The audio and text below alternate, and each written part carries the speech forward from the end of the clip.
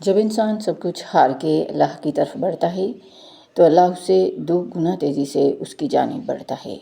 پھر رفتہ رفتہ دل کی کیفیات بدلنے لگتی ہیں، درد سکون میں بدلنے لگتا ہے، معلوم سی سکون کی کیفیات روح میں اترنے لگتی ہیں، مصلحتوں کی اور حکمتوں کی سمجھ آنے لگتی ہے، زندگی پھر سے محسوس ہونے لگتی ہے۔ پھر عرش سجایا جاتا ہے، صبر کے صلے کا تحفہ تیار کروایا جاتا ہے۔ پھر فرشتے بھی سوال کرتے ہیں کہ یا اللہ، یہ تیاریاں کس لیے؟ کون سا مہمان آ رہا ہے؟ تو اللہ رب العزت بتاتے ہیں، آج میرا بندہ کئی برسوں کی تھکن کے بعد، کئی ندامتوں کے بعد پھر وہ ہمارا انتظار کرتا ہے۔ پھر ہم جب اس کی بارگاہ میں پہنچتے ہیں، اس کی مہمان نوازی میں جو سجدہ کرتے ہیں، وہ معمول کے سجدوں سے بہت الگ ہوتا ہے۔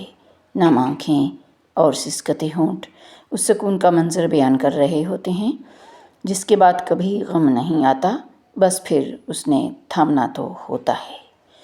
اس کو تمہارے لوٹ آنے کا انتظار جو رہتا ہے، پھر صلح بھی ہو جاتی ہے اور محبت سے بھی نواز دیا جاتا ہے۔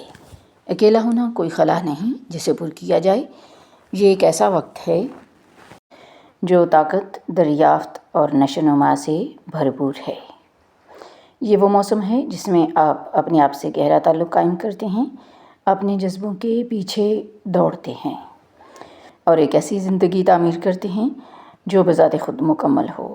آپ کا مکمل ہونے کے لیے کسی اور کی ضرورت نہیں، آپ پہلے ہی مکمل ہیں۔ یہ آپ کا وقت ہے کہ آپ جانیں آپ کو حقیقتاً کیا خوشی دیتا ہے۔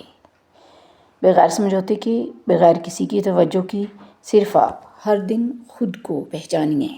اکیلا کھڑے ہو کر مطمئن ہونا، اس میں بڑی طاقت ہے۔ اکیلا ہونا تنہا ہونے کے مترادف نہیں، یہ وہ جگہ ہے جہاں آپ بڑھ سکتے ہیں، شفا پا سکتے ہیں اور اپنے معیار خود طے کر سکتے ہیں۔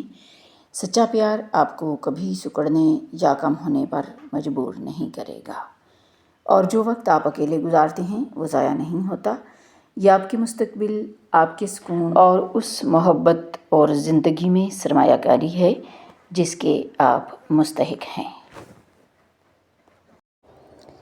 اچھے لوگوں میں بری عادتیں نہیں ہوتی اور بری عادتوں والے اچھے نہیں ہوتے۔ توبہ کا خیال آنا خوش بختی کی علامت ہے، کیونکہ جو اپنے گناہ کو گناہ نہ سمجھے وہ بدقسمت ہے۔ راستہ ایک ہی تھا، حضرت موسیٰ علیہ السلام گزر گئے اور فرعون ڈوب گیا۔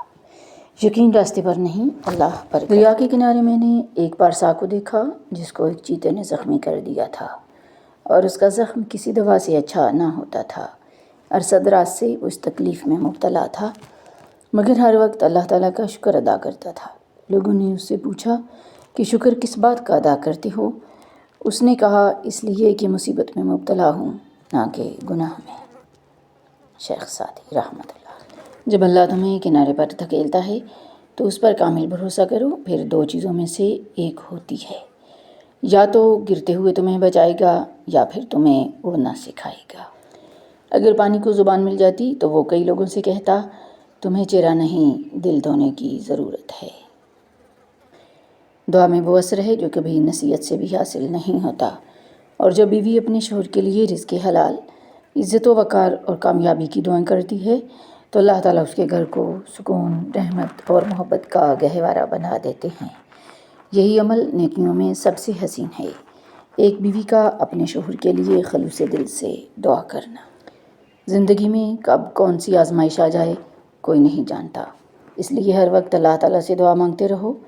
کبھی ماں کی دعا قید کو توڑ دیتی ہے اور کبھی صبر کا پھل برسوں بعد ملتا ہے، مگر ملتا ضرور